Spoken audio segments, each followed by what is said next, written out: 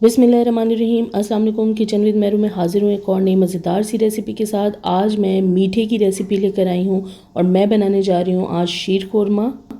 बहुत ही आसान तरीके से और परफेक्ट मेजरमेंट के साथ आपको बताऊंगी कितनी क्वांटिटी में आपने सवैयाँ लेनी है और कितनी क्वांटिटी में दूध लेना है। अक्सर लोगों को शिकायत होती है कि उनका शीर खोरमा बहुत ज़्यादा थिक बन जाता है, तो आज मैं आपको कुछ टिप्स के साथ ये रेसिपी बताऊँगी। आइए शुरू करते हैं। दूध मैंने लिया है 1 लीटर, खुला या डब्बे का कोई भी ले सकते हैं। फुल फैट मिल्क लिया है और इसके अलावा इसमें चीनी जाएगी हाफ कप। आप हस्बे ज़रूरत इसमें शुगर ऐड कर सकते हैं। इसके अलावा हमें छुआरे चाहिए होंगे 8 से 10 अदद, ये मैंने भिगोए हुए थे रात के। और इसके अलावा हमें चाहिए होगा पिस्ता, ये मैंने लिया है 2 टेबल स्पून। किशमिश ली है 1 टेबल स्पून। और इसके अलावा हमें बादाम चाहिए होगा चॉप किया हुआ 2 टेबल स्पून भर के लिया है। और काजू मैंने लिया है 2 टेबल स्पून। इलायची पाउडर इसके बीच में जाएगा हाफ टी स्पून। इसमें आप नट्स अपनी मर्ज़ी के भी डाल सकते हैं। सवैयाँ मैंने ली हैं 40 ग्राम्स। इसके अलावा हमें चाहिए होगा घी, और ये मैंने लिया है देसी घी, ये मेरे पास है 2 टेबल स्पून। सबसे पहले हमने चूल्हे पे दूध को रख देना है और इसे हमने उबाल दिला देना है। और इसे हमें उबाल दिलाने के बाद तकरीबन 3 से 4 मिनट या 4 से 5 मिनट तक पका लेना है, ताकि ये थोड़ा सा थिक हो जाए।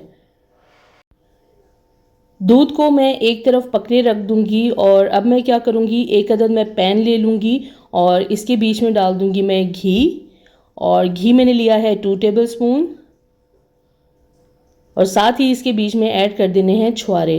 अब छुआरों को बॉईल करके भी इस्तेमाल कर सकते हैं और इसको रात भर भिगो दें। अगर आपने बनानी है अगले दिन, तो एक दिन पहले आप रात को भिगो दें इसे। अच्छी तरह से भीगे हुए हैं, इनको थोड़ा सा मैं फ्राई कर लूँगी। बहुत ज़्यादा इसे फ्राई नहीं करना। थोड़ा सा फ्राई करने के बाद इसमें काजू डाल दिए हैं, साथ ही इसमें हमें किशमिश डाल देनी है, पिस्ता डाल देना है और बादाम डाल देना है।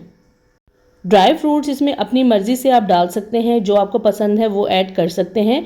इसको मैं हल्का सा फ्राई कर लूँगी। बहुत ज़्यादा हमें फ्राई नहीं करना, सिर्फ 2 मिनट तक या 3 मिनट तक इसे फ्राई करेंगे। और लो फ्लेम पे आपने फ्राई करना है। फ्लेम को आप बिल्कुल लो रखें। अब मैं दूध को चेक कर लूँगी। दूध देखें थोड़ी देर तक पकता रहा है और इसे हमें अच्छी तरह से पका लेना है। और थोड़ा सा दूध कम भी हो गया है। अब इसमें हमें ये फ्राई की हुई तमाम चीज़ें डाल देनी है, छुआरे, पिस्ता, बादाम और काजू। ये तमाम चीज़ें डालने के बाद इसे मैं थोड़ी देर के लिए पका लूँगी। बहुत ज़्यादा देर के लिए हम नहीं पकाएंगे। शीर खोरमा बहुत ही जल्दी रेडी हो जाता है। और अभी देखें दूध भी पकता रहेगा। अब इसके बीच में हमें ऐड कर देनी है ये शुगर मैंने हाफ कप ली है। आप अपने हिसाब से कम ज़्यादा डाल सकते हैं। और साथ ही इसके बीच में मैं इलायची पाउडर डाल दूंगी। इससे बहुत ही ज़बरदस्त खुशबू और जायका आएगा।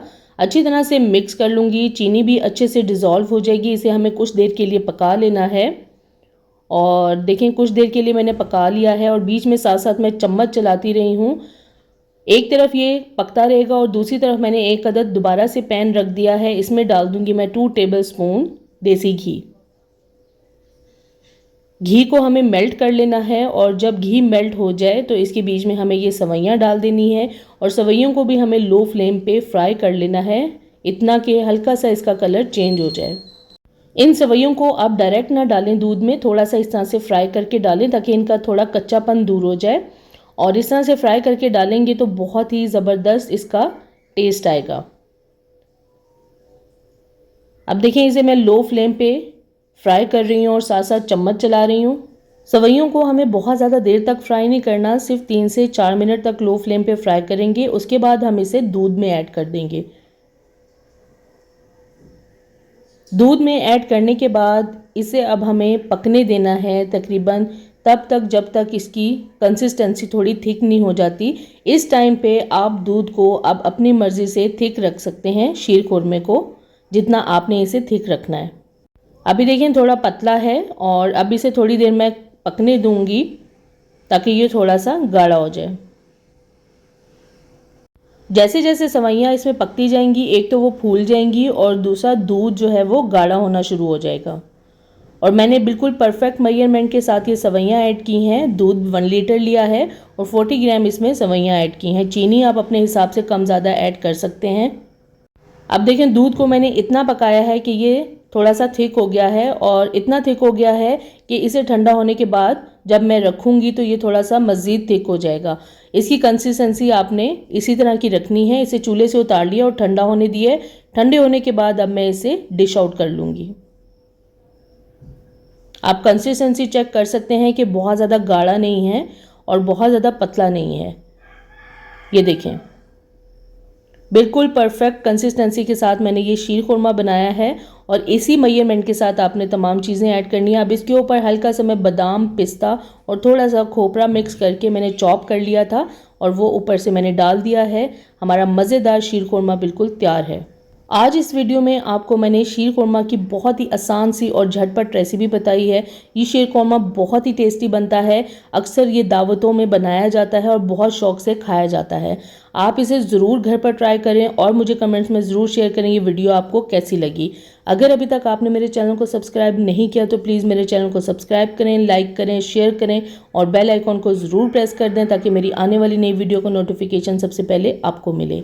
अल्लाह हाफिज़।